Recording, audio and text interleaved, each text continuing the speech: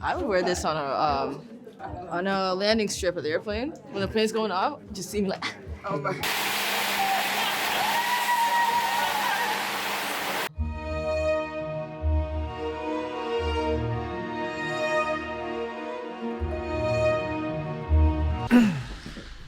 Woo, too far. So, we have, what, one more day to go, so I'm sweating a little. Should we try this? No model apartment this season, she leveled up. The season is very different. Last season we did such a cinematic sort of madness. This season is much more strict. Everyone walks in a straight line. They still have the attitude and they still have the fierceness, but it's a little bit more straight up. But we have wind machines.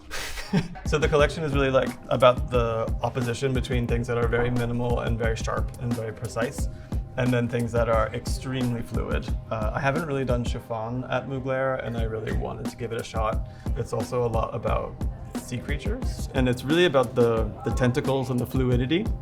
So in the end, since the models can't walk underwater, we represented that with wind so that there's these trails that sort of follow everyone. It starts very, very, very stark, very cropped, very square. It's all about the precision of the angle versus the curve versus the straight line. Look 2, which is one of my favorites, has this sort of 3D chisel on the skirt and then this cutaway, which is an archive reference, but I twisted it quite a bit.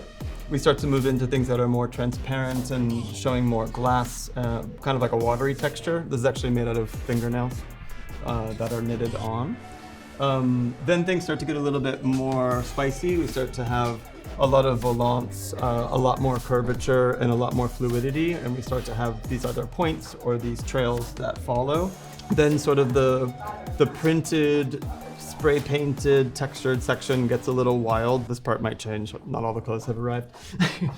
Then this goes into, like Mr. Mugler made these dresses, but out of feathers. And we started to play with it as feathers, and then it was half feathers, half plastic, and then it just became all plastic. Then the wind really picks up, and we start having these trails that are about 6 meters long with dégradé chiffon. I guess this is the jellyfish. I mean, let's see if people can see that or not, but it has the tentacles, it has the hood, and then she reveals herself in sort of the archive Mugler way. Then we go into fringe, fringe, fringe. This jacket has 7,000 meters of fringe on it. And I had to ask them to double check that because that sounds crazy, but it's true. Then the end, it becomes much more tailored.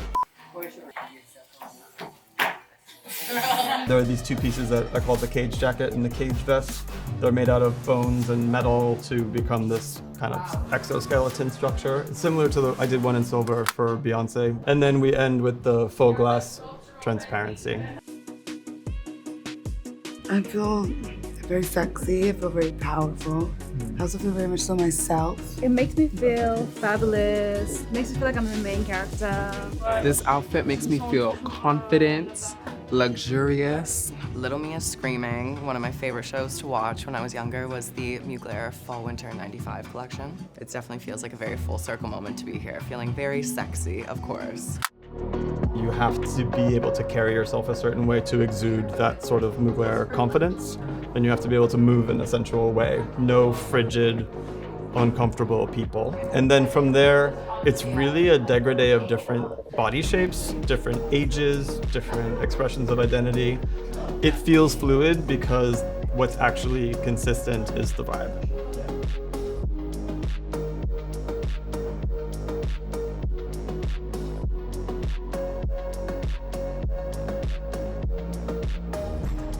Bye, Dazed. Thank you.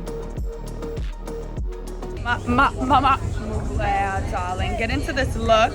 All of these looks even, girl. Look at this. It's giving too much, babe. It's giving too much. Get into the back and the butt crack.